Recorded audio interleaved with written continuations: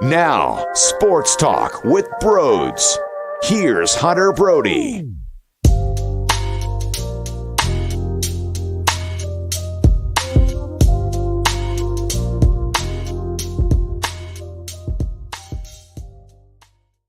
What is going on, everyone? Welcome on into Sports Talk with Broads. I feel with a day off here with the Philadelphia Phillies, it would be nice to talk about the Eagles. It's been heavy baseball, and that's okay. It's that time of the year. But a nice breathing moment, it's all right, too. I'm kind of embracing that. And there's a couple things off the field that I find fascinating with where this organization is right now. And where I have to begin is with the head coach. And we had 3 questions heading into last season. Who was Nick Sirianni's? Who was Nick Sirianni's? I don't know. I just added an S to his name. Who was Nick Sirianni? Who was Jalen Hurts? And who is Jonathan Gannon? Well, it seems just by the consensus vibe that I'm getting from Philadelphia Eagles fans, everyone feels decent about the head coach. A lot of questions about the QB, a lot of questions about the DC. Well, we did hear pretty recently that Shane Steichen took over play calling last year, and wow, that was a bit of an eyebrow raiser for me. Now, I've been hearing a little bit of this, a little bit of that in regards to fan reaction, and I'll say right from the rip that I have no problem with it. Why would this bother me? We're watching the Phillies go through a culture change with Joe Girardi and with Rob Thompson. And Rob Thompson is sort of allowing the players to be them. Be you. Be a manager that just allows guys to play the way that they play. Get comfortable. Don't need to grab the bat too tight. Play loose. And with Nick Sirianni, this is almost a be you type of situation. Now, it's a little different because a manager managing his baseball team is not the same as a head coach taking a step back and saying, hey, have at it, go play call. And he's still a huge part of the offensive game plan, and a lot of the strategy goes with Nick Sirianni's voice too. So he still has a major impact on what's going down. But I like the fact that it's a loose atmosphere. Hey, Shane, what do you got? Hey, guys, what do you got? All these coaches have a respected voice, and you are here for a reason. Be loose, keep it calm, don't be a hero and be a hard ass. Bill Belichick now has Matt Patricia calling some of these players. You think about their offense, you think about what's going on there with bringing these guys back, and there's not this type of atmosphere in New England right now where you have guys that can voice their opinion and voice their thoughts. It's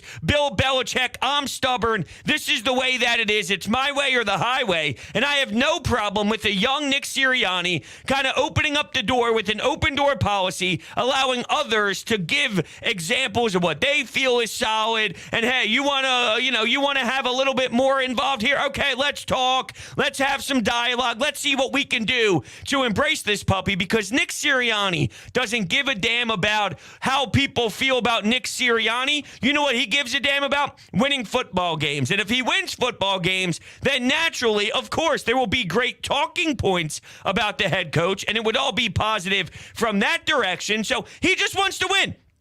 And that's the motto here in Philadelphia. Win damn football games. So whether it's Shane Steichen, whether it's Nick Sirianni, whether it's anybody else involved in what is happening on the field, I don't care. I don't care who it is. Part of being a good leader, I think, is having this type of approach where everyone does have some sort of role, and you're not just there and listening in and hearing what others are talking about. No, you are hired for a specific reason. You are in that role because we value what you do. We value what you can accomplish here, and we value your strengths. Everyone has negatives. Everyone has flaws. Nobody is a perfect human being. But when you look at this coaching staff and what we feel comfortable in your skill set, we want to hear from you. We want to have it added, and we think that that could play a crucial role in this team's success. So speak up. And that is so big for me, especially with this culture that's being set with a young coaching staff. Now, there's one guy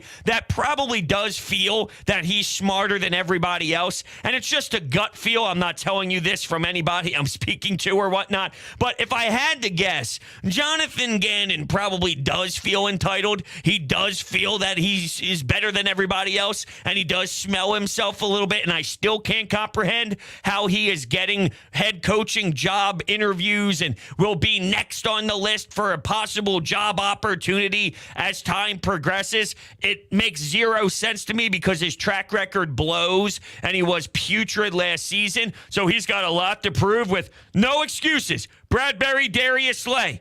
Okay. You want to look at the secondary and say it's questionable and Anthony Harris and Marcus Epps? I could get down with that. But Hassan Reddick, Nakobe Dean, you got White sliding into the linebacker position as well. Arguably the best linebackers we have seen in quite some time. Versatility with Hassan Reddick. You're getting a healthy Brandon Graham mixed with a Jordan Davis who can eat up double teams so others can get to the quarterback and get some pressure. Oh, by the way, Fletcher Cox and Javon Hargrave. And I know that Fletcher Cox has not been the same explosive dog that we have seen in other years. And we talk about, him kind of taking steps backwards year in and year out. But if you think about the rotation now and what Hargrave can be and what Jordan Davis and, slotting that into more of a combination of a defensive line threat in general. Well, I mean, still, he does do some things that are important. It was just at one point he was elite. He was taking over nonstop. And now he might just be good.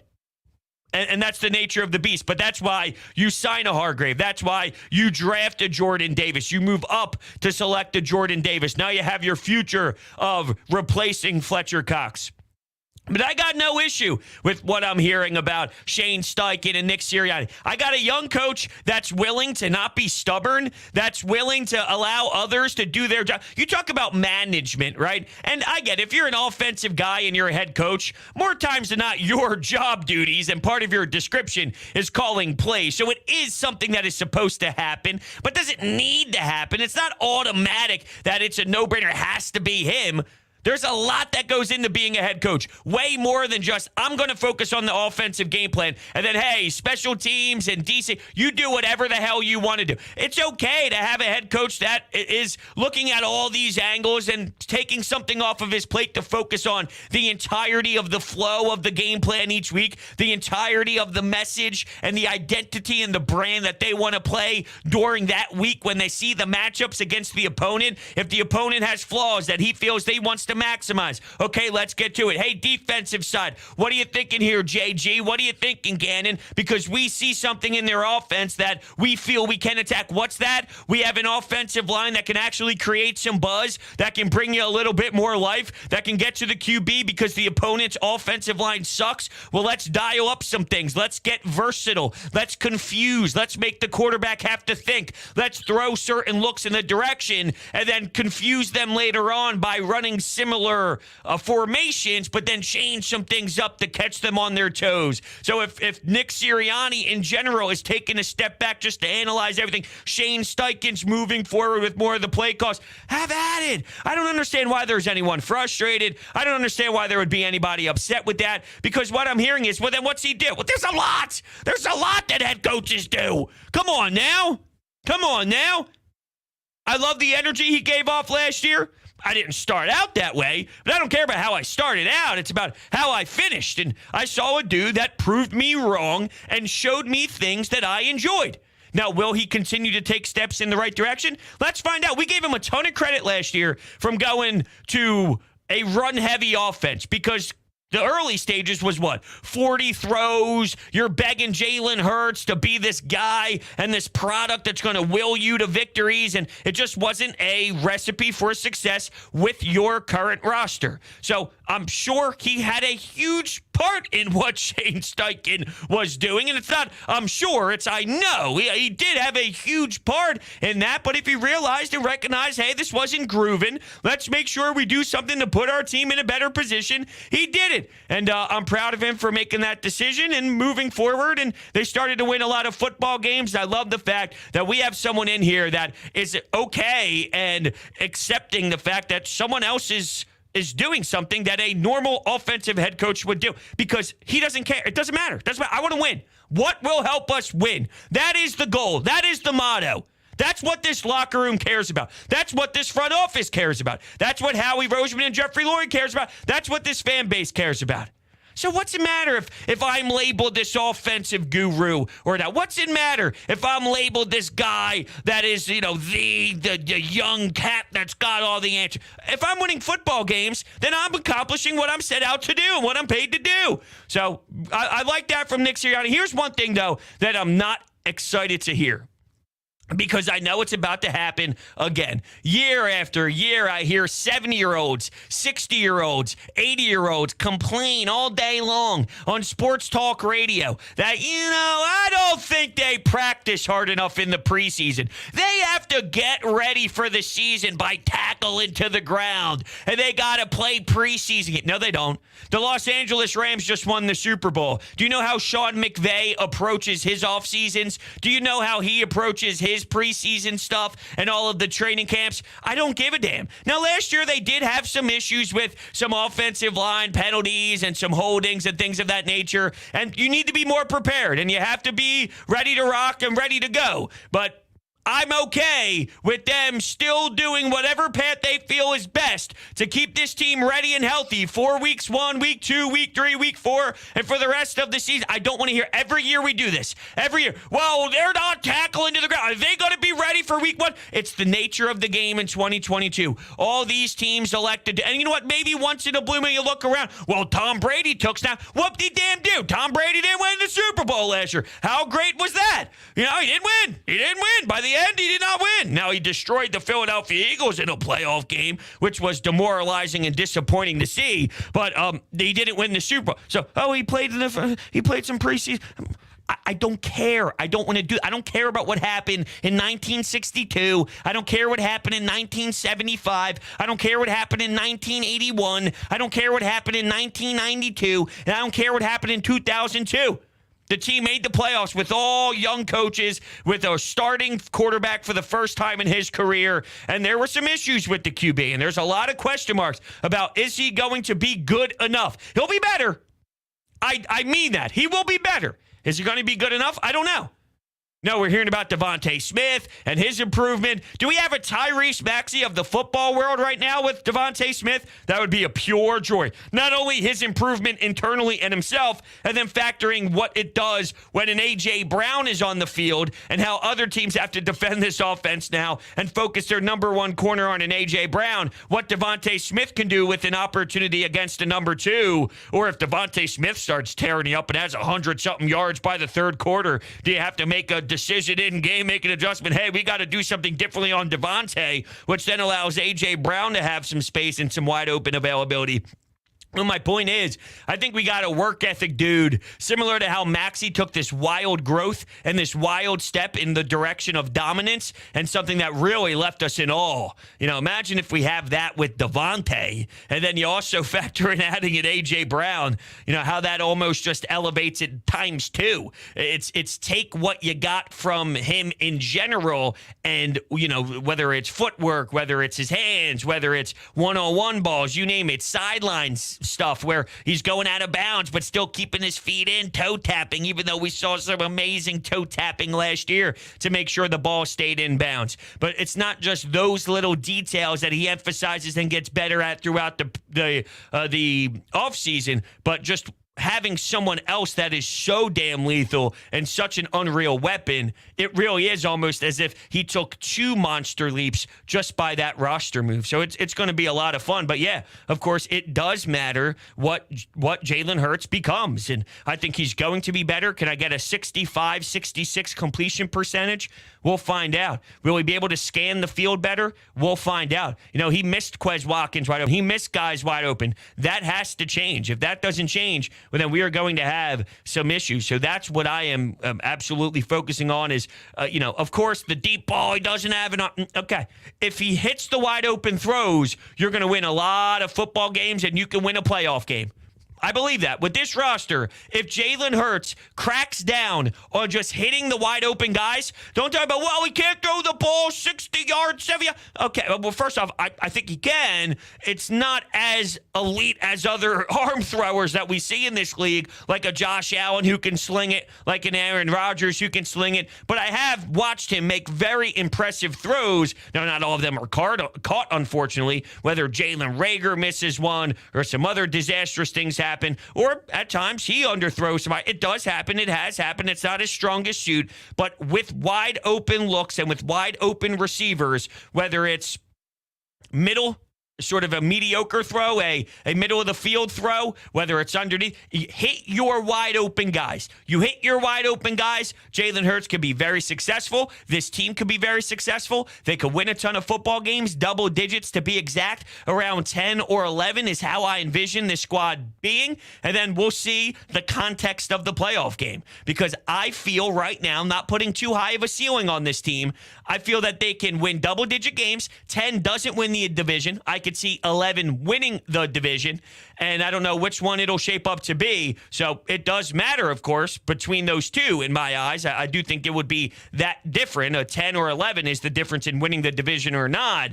And then winning a playoff game, and, maybe they do lose in the second round, and then we're readdressing the quarterback position. But that's kind of where I am before the season begins on what my expectations are heading into the season. It'll just be a way more...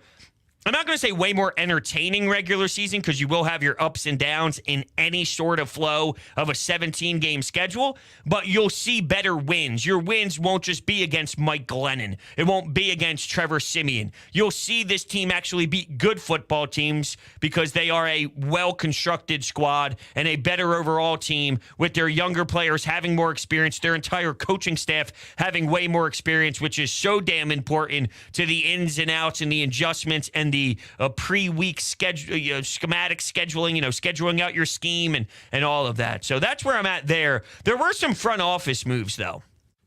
And Jeffrey Lurie is implementing his son more, Julian Lurie. I don't have the worst feeling in the world. I'm not setting the bar very high here. I don't have the worst feeling in the world about it. Look, I label Jeffrey Lurie a really good owner in sports. He gives you everything you need from an owner in sports. I think he's very successful when it comes to what he has done owning this franchise. Julian Lurie has been basically grown up into this. Jeffrey Lurie hasn't, and Jeffrey Lurie has become a successful owner in sports. The way that he handles his business is how successful franchises run. So, if someone can do it who was never really grown up into it, can I expect someone who was grown up into it, seen the thick of it all, been involved in a lot of decisions? And it's not like he's been there right over his shoulder every single second of the day. It seems like that's what they're incorporating now, and they're giving him a different title, and he's way more active, and he's way more in front of the cameras, and he's more visible to whether it's media members or he's traveling with some people. You're seeing his face more, because over time you will essentially see that transition happen. But where I'm going to stay optimistic from a Julian Lurie's standpoint is, if someone who wasn't grown up into it can play it out perfectly, not perfectly might be a little strong, but he's a damn good owner in sports. Why can't someone who, kind of embraced it from when he was super young, not have a good mindset and a good focus on it as well? So I think from there, the only thing that does concern me, and it's maybe not the only thing, but it's one big one, he's younger. He's an analytical guy, and same with Alec Hallaby, who now has an assistant general manager title. And if you remember, there were some reports, and the Inquirer, Jeff McClain, and some others out there reporting on what Hallaby did during this time of things getting a little bit uncomfortable and them going through a little ugly spurt as a franchise and analytic heavy. I'm not anti-analytic. I don't think having analytics is bad, but will there be a tipping point of these young guys? I Ivy League school type of people, I'm smarter than you type of younger cats. Will there ever be a time where they feel they want to implement something so heavily and so extreme, which is what I think happened when Jalen Reagor was selected? This franchise, well, if you look at this and you project this out and this and that, well, we're going to take Jalen Reagor. There was a report also that Howie Roseman gets the full nod and others took a step backwards. And this was after we saw the results of this past offseason. Maybe there's a correlation with it getting right. Or, just to be fair, I'll play the other side. Did Howie Roseman leak that information because we know he's riding the high horse and we know he likes maximizing media members to make himself look very good? So, hey, others took a step back. They weren't as heavily involved with their fingertips. This was solely full on Howie Roseman allowing to work the way Howie Roseman wants to work. Of course, a story would leak after such an explosive offseason and A.J. Brown coming to town and Nakobe Dean in the third round and Cam Jurgens in the second round and Jordan Davis and all this stuff and getting Bradbury opposite of Darius Slay. Of course, this was all Howie. That's one side to look at, and I'm sure a lot of people will take that side of it just because there is a hatred for Howie. But also, you look at some of the J.J. Arcega-Whiteside, knowing Jeffrey Lurie had his message heard for that pick, and they have something to do with Julian Lurie and Alec Halaby and these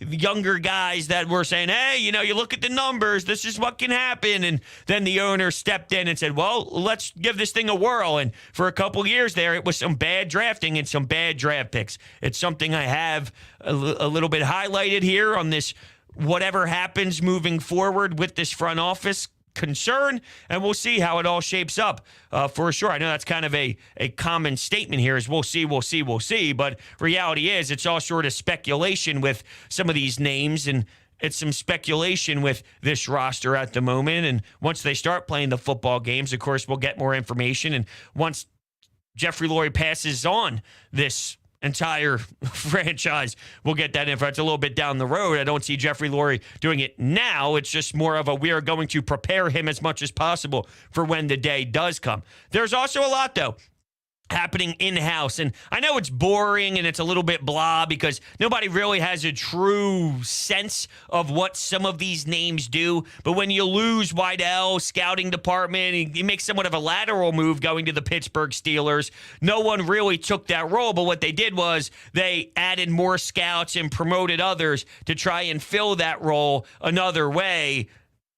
We'll see what that ends up meaning for this next little run, this next window. You lost a lot of names. You lost a lot of front office members. But that's also because people look at the Eagles organization as something we want to copy. We want to do what they do. So while you're in the trenches and emotionally you hate everybody when things go wrong and you want everybody fired, just keep in mind that there are a handful of organizations that people really value, that they want to structure their own base just like that Philadelphia Eagles team. Let's go get Joe Douglas. Let's go get Weidl. Let's go get, there's some other names that were moved. You look at Chicago and what's happening in Chicago. There's names that are getting plucked all over the place. And why is that happening? Well, with Howie Roseman being here and being so damn respected, a lot of these names who want to become general managers, they're somewhat stuck and they use it as stepping stones. They know Howie's going to be here because Howie does have the trust of the owner, reasonably so, and he has a lot of attention around the league because he does make a lot of important moves. And when Howie Roseman calls, there's always, Howie Roseman's calling. That's the reaction for a reason. So some of these people who want to make jumps in their career know that they're somewhat stuck behind someone who has a job security that, in my opinion, is proper, is right. Now, it's not 100% job security where nothing could ever go wrong for the guy, but he has a longer leash than most, and he has a long leash because of his track record. He brought a Super Bowl to this franchise, brought a Super Bowl to this city. It's crazy how one man can do this.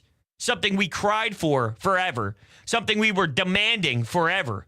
He does it, and then within a blink of an eye, everybody turns their back on him and claims he stinks and he just got lucky. Well, look, all those things hit. Jay Ajayi, and you make some moves, and Ronald Darby and Nick Foles, and it was just more of a football god taking over the Eagles, and it just happened. Everything was right. You could say that about every year. Every year, every champion, it was just right. Pat Mahomes, when they won it, it was just right. Tom Brady, well, you go to Tampa Bay, things just worked out right for them. When you break down, whether it's injuries on opponents' teams that they were playing, or, hey, they saw that team during this week, and that wasn't their strongest week, and, they were winning this, and that happened, and this happened. You can somehow turn any story you would like to for a championship type of run to make it sell a certain story and tell a certain story. Just like with stats, you can make any stat support your logic. That doesn't mean you're not supposed to utilize it, because I do it all the time. But just know, no matter what you want to tell somebody, no matter what you're trying to inform to someone, you could find stats to support your logic. You could find a storyline on any championship team and say, well, they got lucky here. And yeah, of course. I mean, things happen. Timing matters. There is a little bit of luck involved, but putting the pieces together for that luck to be created, for the timing to happen, it deserves acknowledgement. It's pretty wild, the amount of hatred that he gets. We have some spamming going on in the chat. I would love to block it from happening way quicker than I get the chance to, and also this damn headset not fitting right today. I didn't properly level it the way that I would like to. Where are we at here? What's the point of having Sirianni if he's not calling plays? What's he do? He's coaching the NFL. He's coaching in the NFL. There's a lot of things that you do. I mean, there's people who are special team coaches that become head coaches, and there's some offensive coordinators and things of that nature. Look at what's going on with Bill Belichick right now with his whole situation. I mean, it's different. It's not even close to the same, but I'm just saying, you bring in Matt Patricia, and now Matt Patricia's doing this. There's things that are very wonky and very bizarre, and things don't add up in a lot of these organizations. I'm okay with them doing it. This makes a lot more sense than whatever the hell the New England Patriots are doing, right? I mean, it does seem a little extreme what's going on over there. This is it's a guy that's deciding to allow his offensive coordinator to call the plays, but he's dialed into the game plan each week. He's very involved in what's happening. He has a large say. He can make sure that things go down a certain way throughout the game. He's got the biggest voice in the organization outside of the owner, probably the owner, son sneaking up here on us, and Howie Roseman. So it's not as if the guy just stands in a corner and Jonathan Gannon and Shane Steichen now has all the decision-making at the edge of their fingertips. Nick Sirianni is still the dude. Nick Sirianni is still the guy. And Nick Sirianni gets his voice heard more than anybody else. So there's a lot that still happens here. Absolutely. I'm a big fan. I'm a big fan of how Nick Sirianni handled everything. It's not easy to be in this market. And then factor in what he went through before his first game. It was a lot of crap. It was a lot of being made fun of. It's a lot of nonsense. And I took part of it. And reasonably so, we reacted a certain way. I think it was very fair the way Philadelphia fans reacted. There's a difference between saying, this guy stinks, this guy blows, and, whoa, hold on a second. That was a little high schooly, because it was a very easy message for me. It really doesn't matter if he wins football games. No matter what he sounds like, no matter what he looks like, no matter how he dresses, no matter how he talks, none of that is relevant, except for winning football games. That is what's relevant. With that said, when you bring in a new head coach and he speaks for the first few times in this media, and he's answering certain questions, and he sounded that way, you go, well, that was a little weird. That was a little, if you pretended it wasn't, and you pretended that was just okay, la-di-da-di-da, I'll be all right. This is the biggest job in Philadelphia. You got the quarterback and the head coach of the Philadelphia Eagles. There's no bigger job in sports, except for maybe the Eagles general manager, that is as crucial as that. So we'll see how it goes on Sunday. We'll see how his play calling goes. We'll look at his scheme. We'll look at how he opens up the field for his offensive players. We'll look at all those details, and that is what will be the most important factor when it's all said and done. But we can have a reaction to and an opinion on just the way that he kind of talked to us and what he was trying to inform us and how he was portraying his message to everybody else. But it didn't really fully matter if you got W's. He got enough W's to satisfy us. So he went through a lot. There was a ton of adversity. And the way that he handled that adversity, the flower blossoming, and it worked, and the players responded. Now, I do think the players responded not just because they felt so impacted by what a root in the ground would do if you watered it. I think us going after the coach after that statement was, hey, we have your back. I think we almost pushed the team into, coach, we got you. We got you. We'll make sure that they regret that. We'll make sure that they don't mock you again. You'll get their respect because watch how we work for you now. You'll see. And then bada bing, bada boom. So maybe we should be getting the praise. I don't know. I'm just spitballing.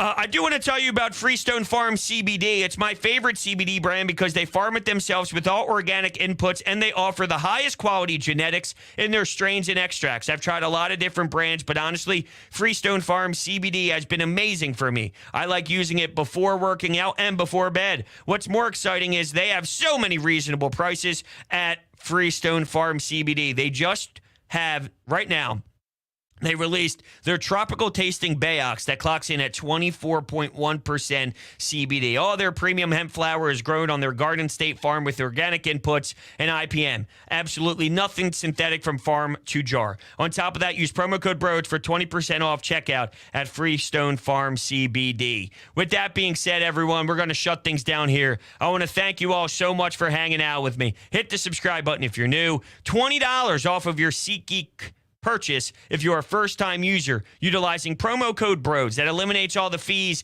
That's free parking. That's free booze. Promo code BROADS. SeatGeek's checkout page. Get yourself to a game today. And lastly, TikTok at Broads Media. Hit the follow button there. I can't thank you guys enough for hanging out with me, and I will catch you next.